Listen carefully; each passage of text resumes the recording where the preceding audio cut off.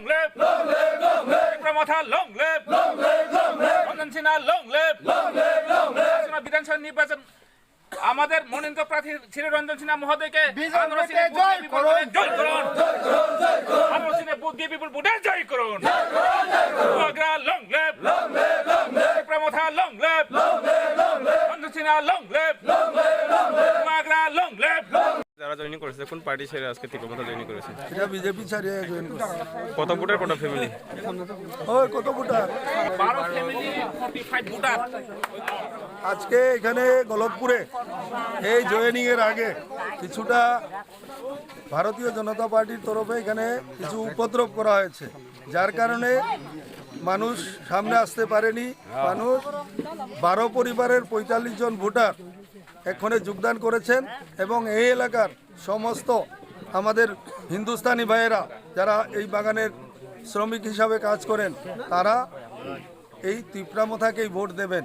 কেননা তিপ্রামথা পার্টি তার নির্বাচনী ইস্তাহারে বাগান শ্রমিকদের জন্য কি করবেন সেটা প্রকাশ করেছেন, কিন্তু যে পার্টি আজকে সরকারে আছে তারা কিন্তু সেই রকম বাগান শ্রমিকদের জন্য কোনো পরিকল্পনা বা কোনো কর্মসূচি বা কোনো প্রকল্প তারা হাতে নেয়নি, যার কারণে এই বাগান শ্রমিক যারা সবাই ভারতীয় জনতা পার্টি ছেড়ে আস্তে আস্তে তিপ্রামথাতে চলে আসবেন এবং তিপ্রামথা পার্টিকে তারা ভোট দেবেন এবং তিপ্রামথা পার্টি এইখানে চণ্ডীপুর বিধানসভা কেন্দ্র থেকে বিজয়ী হবে।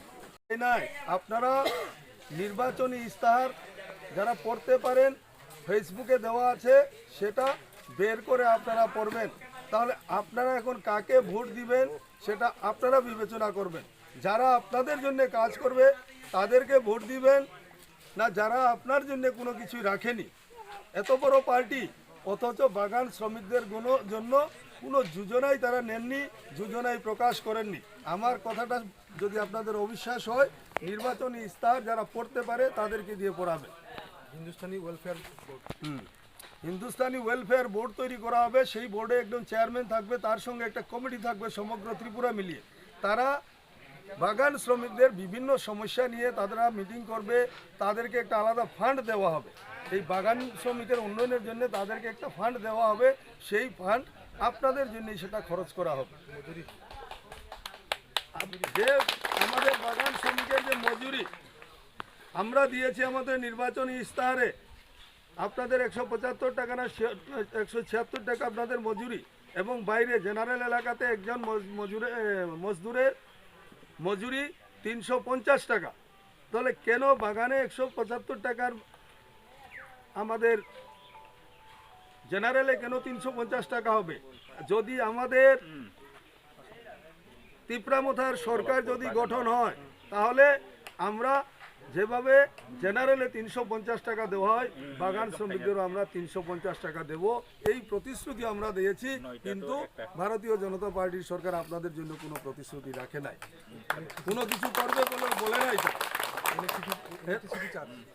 এবং এই যে ইলেকট্রিক্যাল আপনারা যে লাইট জ্বালাচ্ছেন, আগে কত টাকা বিল আসতো? বেশি হলে 500 টাকা। এখন কত টাকা আছে? এখন কত টাকা কমে 1000 2000। আমি নিজে আমার বাড়িতে আমি প্রায় 500 টাকা 600 টাকার মতো বিল দিতাম, এখন 2500-এর উপরে আমাকে মাসে বিল দিতে হয়। এবং যদি তিপ্রামথা পার্টির সরকার আসে 50 ইউনিট পর্যন্ত আপনাকে কোনো ইলেকট্রিকের টাকা দিতে হবে না।